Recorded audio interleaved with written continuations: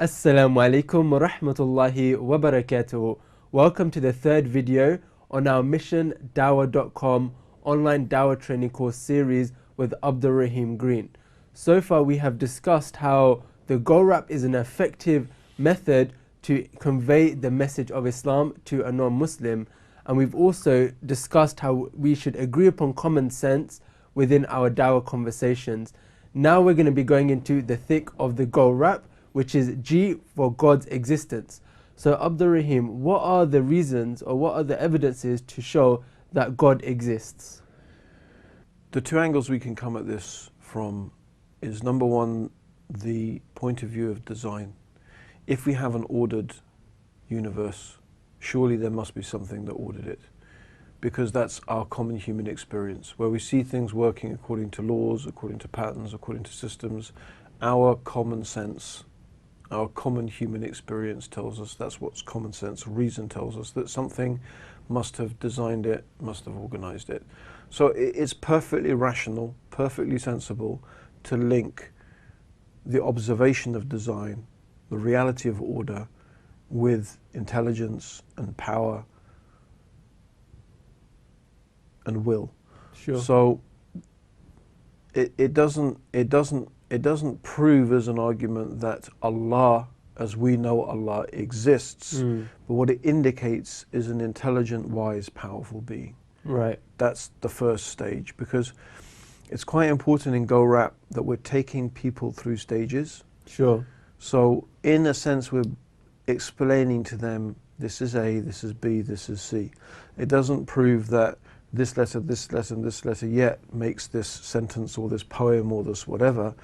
So what we're trying to make clear in their minds is that common human experience leads us to conclude that where we see things working according to laws and patterns, according to order, something has imposed laws, patterns, order upon it. What exactly it is, we're not defining at the beginning of the conversation. We just want agreement with them on that particular topic. Right. And the second is an argument based on causality. Sure. That everything that exists, everything that happens has a cause. So an example of that would be, you're walking along in the desert, you find a mobile phone. Sure. Lying there on the sand. Now, although around you in the desert, you have the possibility, in terms of the basic minerals and the basic things that you need in order to make a mobile phone. So you have sand, from which glass and the silicon chip comes. You have plastic, you have oil, from which the plastic comes. You have traces of precious metals, which make the circuit board. Sure. You know, I mean, you have bits of twigs, and you know, even if it's the desert, you have some palm trees. I mean, the point being is that the basic minerals which make up a mobile phone, they are there, and some of them are there in plenitude. There's lots of oil, lots of sand, and you have the possibility of heat with the sun. You have wind. You have all the possibility of movement, heat, lightning, perhaps occasionally. Rain could fall. Maybe it's occasionally, but you get the concept. Potentially, we could talk about over billions and billions of years of all of these things shifting and moving, and you get a mobile phone forming out of random events. Right. We would say that's ridiculous. Yeah. And it is ridiculous, because the mobile phone is something that clearly is designed. Forget the fact that we know a human being, because this is a bit of a red herring that some people say, yeah, but we know a phone has been designed, we know it's been made. That's a red herring.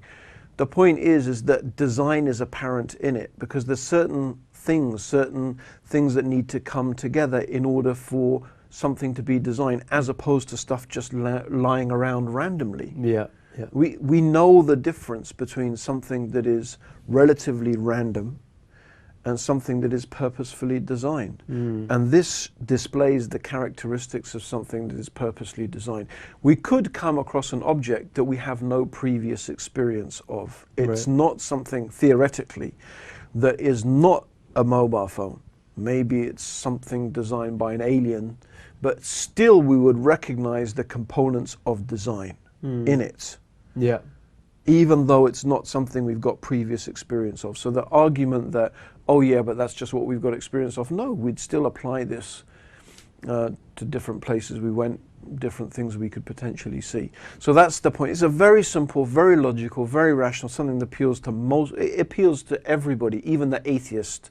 Really cannot bring a convincing argument. I guess it's so powerful and it's so basic.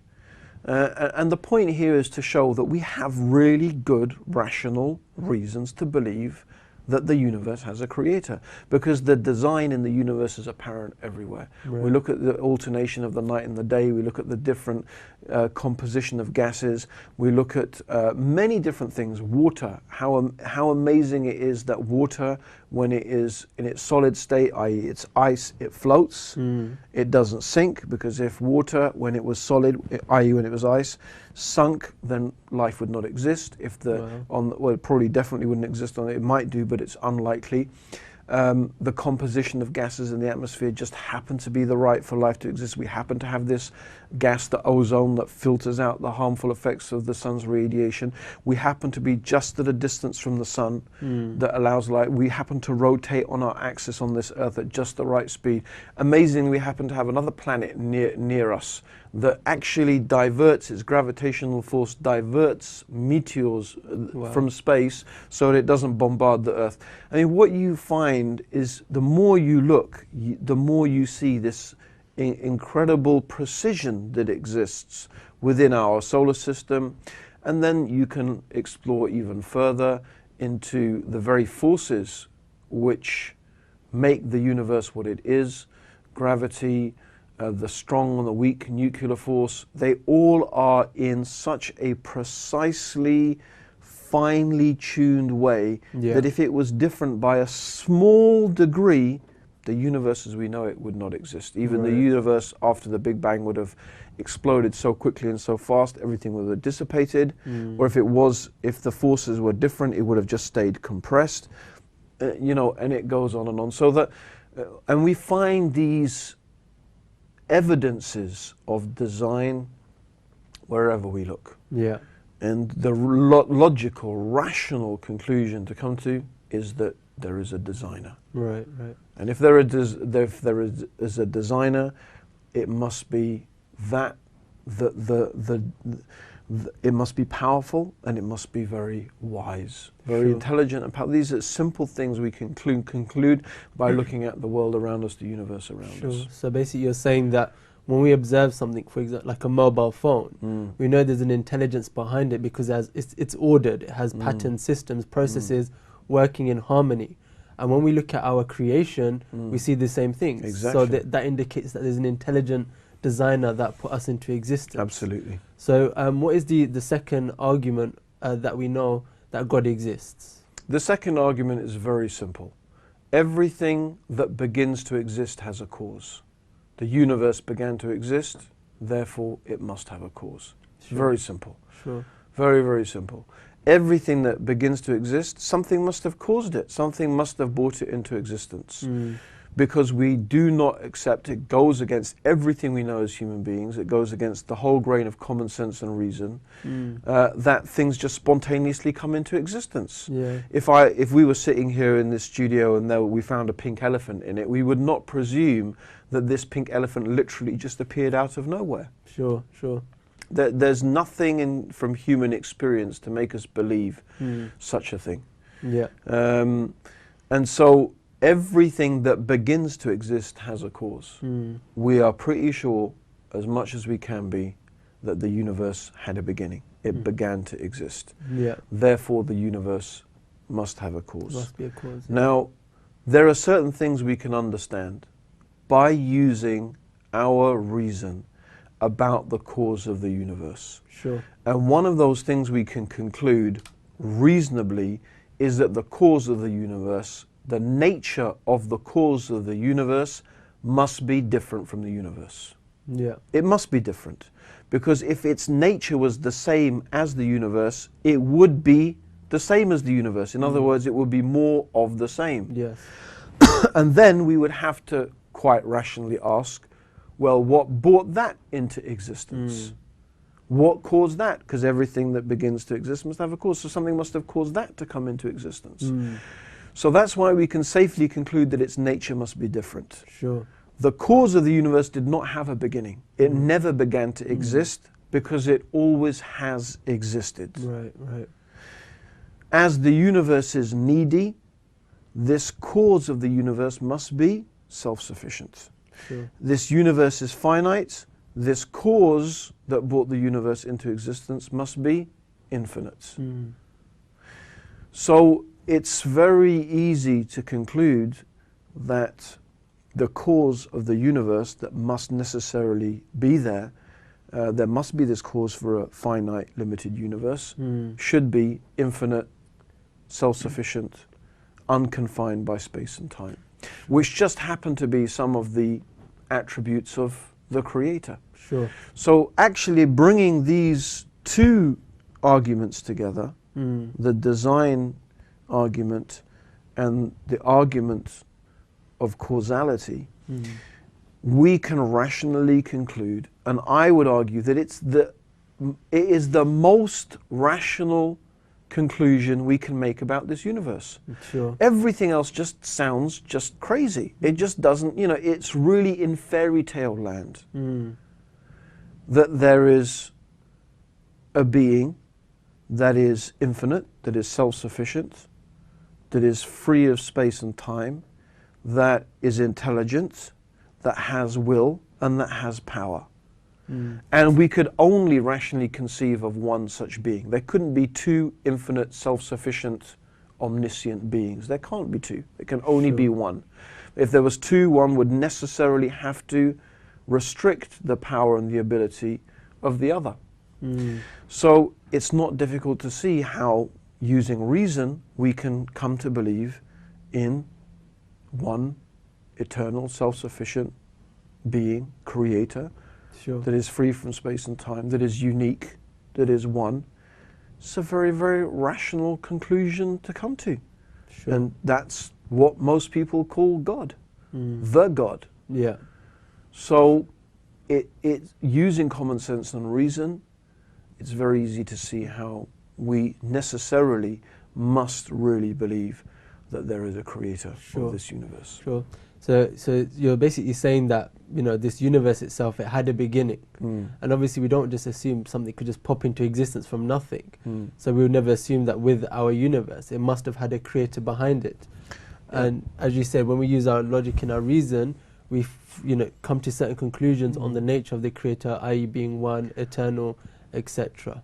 One of the things I like to do in my conversation is when I talk about common sense, I give a few examples. Sure. I give a few examples of things that every human being agrees upon. Yeah. So there are some basic rules of logic. For example, something can't be its opposite. Sure. Something can't be a certain thing and be the opposite of that thing at the same time. Right. It can't be. The circle, you can't have a circle being a square, but it still is a circle. Sure. Maybe you can conceive of forcing the line of the circle to make it a square, but it stops being a circle. Sure. It can't be a circle and a square at the same. It's basic rules of reasoning. Sure. Something doesn't come from nothing. This is a basic rule of reason. We see something, we know it had a cause. This is a basic rule of reason. If we human beings agreed that something could come from nothing, imagine what that would lead to. No, I didn't murder that person. Someone who looked like me spontaneously came out of nowhere, popped into existence and murdered that person and popped out of existence. I mean, if we human beings accepted those type of explanations, can you imagine how ridiculous? We'd have no explanations for anything. Even scientists who, atheist scientists, because it's not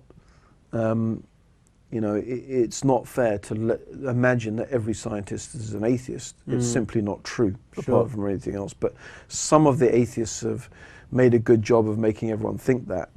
You know, they argue this possibility. Sure. You know, that it's possible that this universe, you know, could have come from, they have various explanations, you know, it could have come from nothing or come from nowhere, or, you know, but by that argument we could say, well, why have science? Because if you can presume that, then you could say we all spontaneously came into existence at this instant now. Yeah. And even your memory of my conversation we've just listened to now was not real. It's not real. The memory spontaneously came into existence at that moment. Right, yes. Yeah? And then why not all the geological formations and all their so-called proof of evolution? No, it didn't evolve, it didn't happen. It spontaneously just appeared like that randomly. Why not? That leads to absurdities, basically. It does lead to absurdities. If they're honest, they have to admit that if they're saying it's possible that such precise organized mechanisms as that we find in the universe could have spontaneously come into existence without anything ordering it, anything creating it, then why not say the same thing about the universe as it could have spontaneously came into existence right now, this instant? And then why have science? Yeah. It's basically what you call a non-argument. It goes nowhere. It takes us nowhere. And that's the problem. What can you do with such a thing? Yeah. And there's so many things that you could say are possibilities, but they're so ridiculous that we discount them. Right, right. You know, we discount them. We say, no, it's not something we can accept as being reasonable. And that comes back to it. We're being reasonable. Let's use our reason. What's reasonable, what's not. Yeah. So believing in God is very reasonable. Brothers and sisters, there we have it. 2 powerful reasons or evidences that you can now show people for the existence of God. Jazakallah khair, Abdur Raheem Green. And as always, Jazakallah khair for watching. The next episode, we'll be talking about revelation. How we know that the Quran, which is the book of the Muslims, is from the creator of our universe. Assalamu alaikum wa rahmatullahi wa barakatuhu.